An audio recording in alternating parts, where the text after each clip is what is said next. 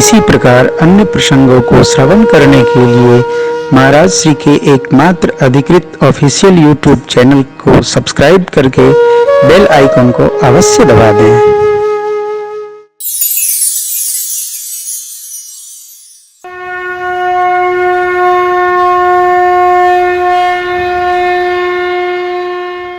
गुरु जी ने कहा बेग विलंब न करी नृप सावजिय सबुहि सुदिन सुमंगल तब जब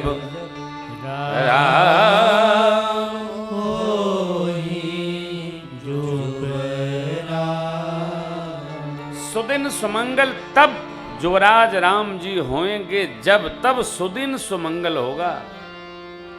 कब होगा?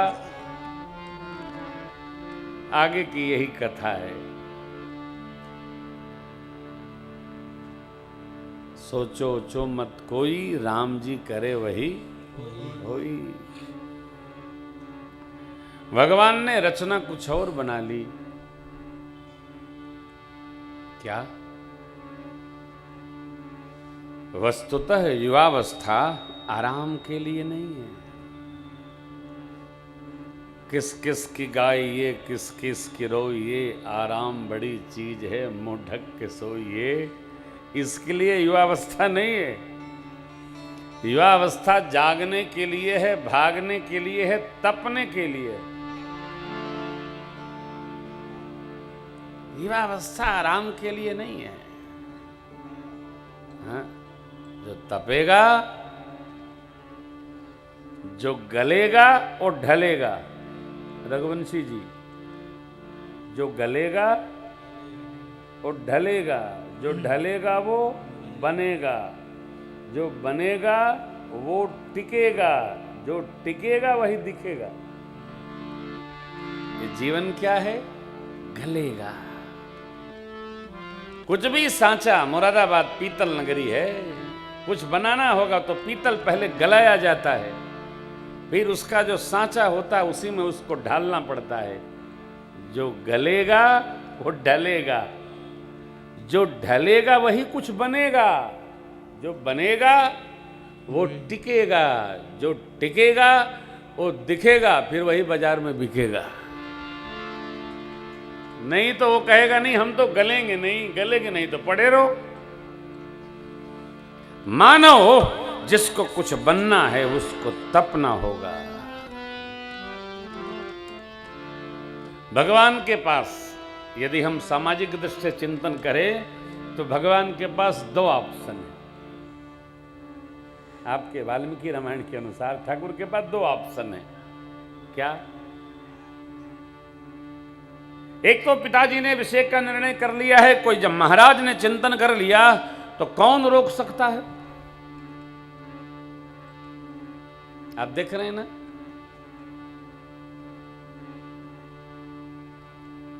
जब राजा ही निर्णय ले लिया कि अभिषेक होगा तो कौन रोकने वाला है? लेकिन प्रभु के पास दो ऑप्शन है। चाहे तो अभिषेक करा लें गुरुदेव भगवान से, गुरुजी भी तैयार हैं, पिताजी तो रचना बना ही चुके हैं। तो पहले रचना बन गई है, अब उसके बाद जब मां को संदेश देने चक्रवर्ती जी महाराज जा रहे हैं, मां ने दो वचन मांग लिया। अभिषेक राम जी का नहीं, अभिषेक तो मेरे पुत्र भरत का होगा।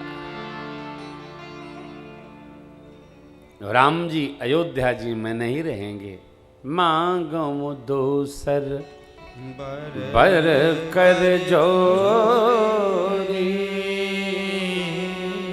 रवहु मनोरथ। क्या? तापस वेश विशेषी उदासी, 14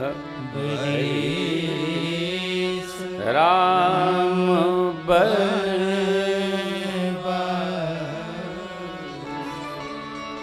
चक्रवर्ती जी महाराज को पहले वरदान से कोई परहेज नहीं, कोई अन्यथा भाव नहीं।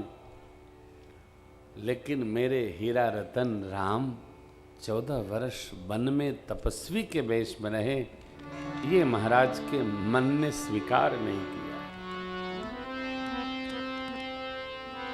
ये मेरी कथा का बड़ा ही अद्भुत सिद्धांत है।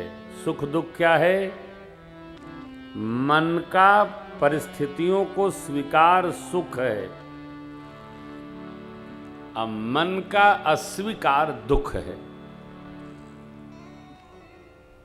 परिस्थिति कैसी भी हो, मन ने स्वीकार कर लिया आप सुखी हो जाएंगे, अब मन ने अस्वीकार कर लिया तो आप दुखी हो जाएंगे।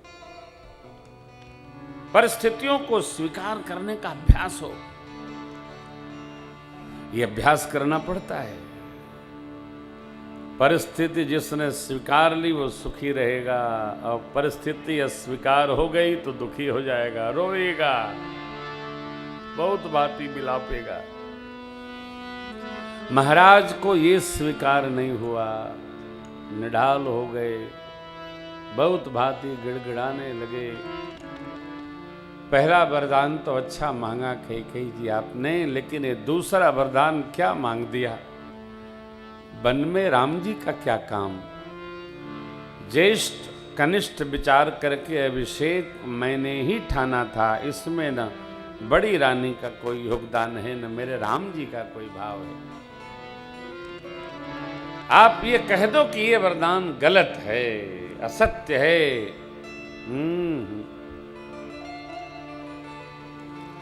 राम कीन चाहे सोई होई, भगवद इच्छा। परिस्थिति हमारे बहुत प्रयत्न करने पर भी जब अनुकूल न हो तो उसको समझिए भगवान की यही इच्छा है। दो वाक्य प्रातस्मरणीय प्रतीकवाद के प्रणेता पूज्य पंडित जी श्री राम किंकर उपाध्याय महाराज कहा करते थे, तुम सोचो और कार्य हो गया तो समझ लो भगवान की कृपा हो गई।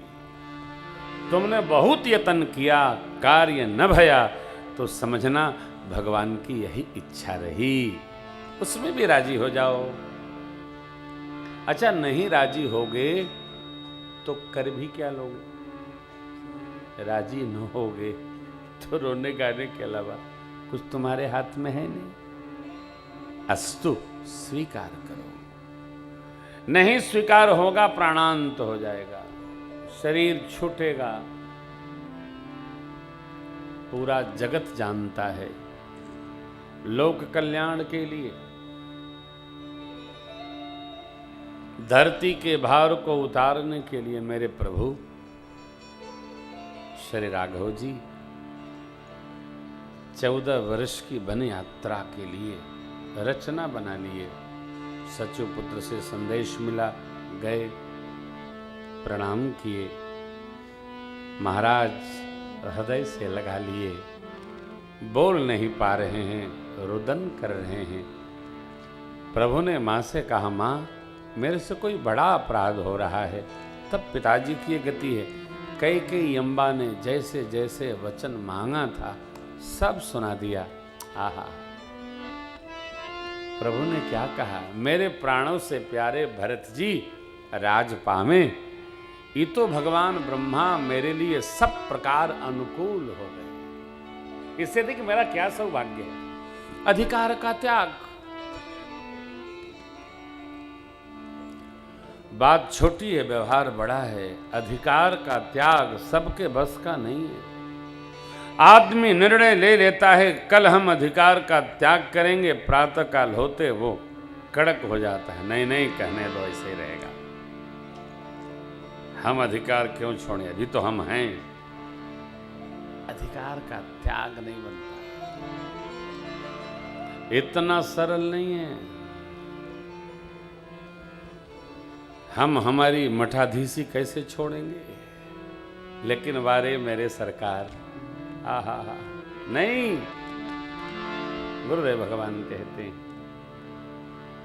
राम जैसा कोई राजा न देखा मेरे राम जैसा कोई राजा न देखा मेरे राम राजे भी देखे महाराजे भी देखे, राजे भी देखे महाराजे भी देखे, राजे भी देखे महाराजे भी देखे मेरे राम जय। कोई राजा न देखा मेरे राम जैसा, कोई राजा न देखा मेरे राम जैसा।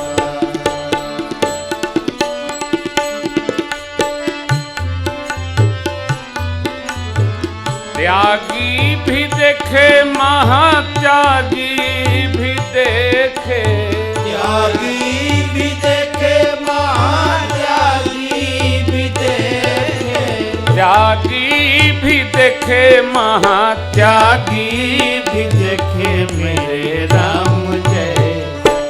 परम त्यागी न देखा मेरे राम जैसा, परम त्यागी न देखा मेरे राम जैसा, कोई त्यागी न देखा मेरे। राम जैसा।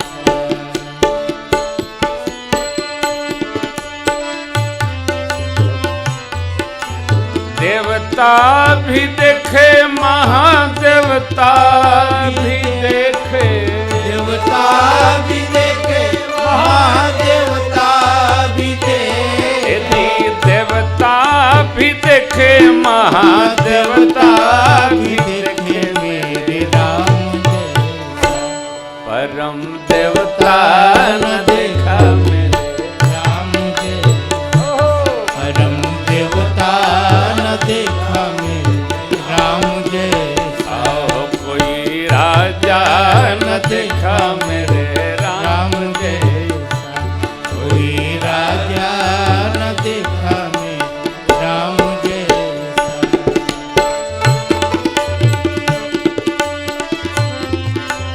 अनेक ईश्वर भी देखे परमेश्वर भी देखे, ईश्वर भी देखे परमेश्वर भी देखे, ईश्वर भी देखे परमेश्वर भी देखे मेरे राम जैसा, कोई ईश्वर न देखा मेरे राम जैसा, कोई ईश्वर न देखा मेरे राम जैसा, आओ कोई राजा न देखा मेरे राम राम जैसा, कोई राजा न मेरे राम जैसा।